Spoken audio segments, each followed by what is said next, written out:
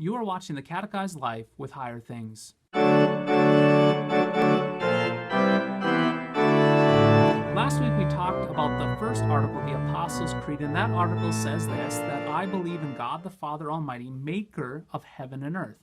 In other words, we confess that God created everything, the heavens and the earth, and we also covered this distinction last week that there's a difference between the creator and the created. In fact, everything that we can see and touch and feel, from the air that we breathe to the minds that we have been given, these bodies, these very bodies that we have, to the sun, to the moon, the stars, the oceans, everything is created by this creator, this Lord God of ours. So there's definitely a distinction between the two. We owe our very existence to God the creator. Now, with that in mind, we have to keep in mind that this idea of creationism comes into stark contrast with something else in our culture, and that is the teaching of evolutionary theory.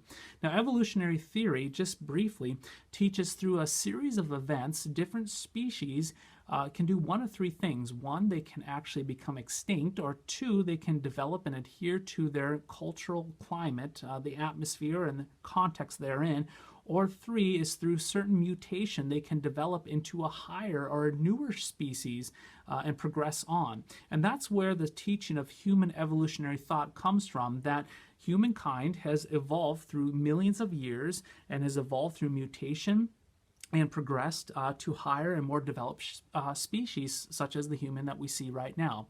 Now, here's where the problem is. When you look at evolutionary thought and this teaching of creationism in Genesis 1 through 3, you have a bit of a rub. You have a conflict. In fact, it's kind of like oil and water. They do not mix. You see, evolutionary thought presupposes that mankind developed through a process of natural selection, through millions of years of death and dying and development of a species to where we are right now. However, here's where the rub is. Creationism, as recorded in Genesis 1 through 3, says that mankind was created along with everything else by the Creator, and everything is good, everything's true, everything is whole and complete. Eden was good. It was wonderful. And then what happened after that is that sin entered the world in Genesis 3.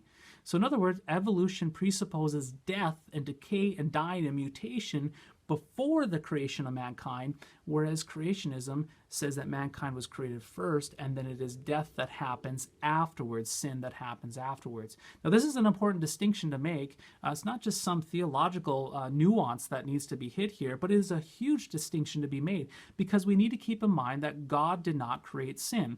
To say that God created us as sinners is to blaspheme Him as the Creator. He created us as good and whole and complete and true. Everything was very good in the garden. And it wasn't until the serpent, the evil serpent, came along and tempted Eve and Adam to sin that sin entered the world. So who is to be blamed for it? It's not God. It is Adam and Eve that are to be blamed, and the serpent, for this fall into sin. This absolutely awful fall into sin, where mankind, Adam and Eve, aspired to be like God and fixated on their own desires and wants.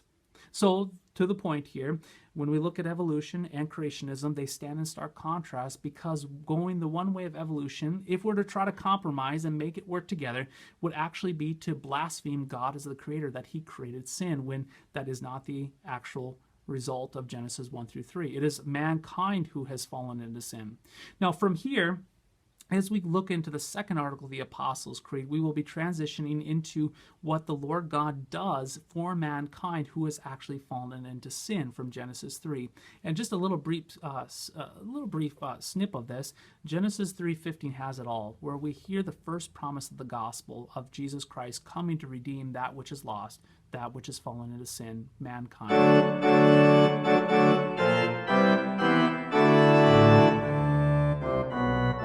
You've been watching the Catechized Life with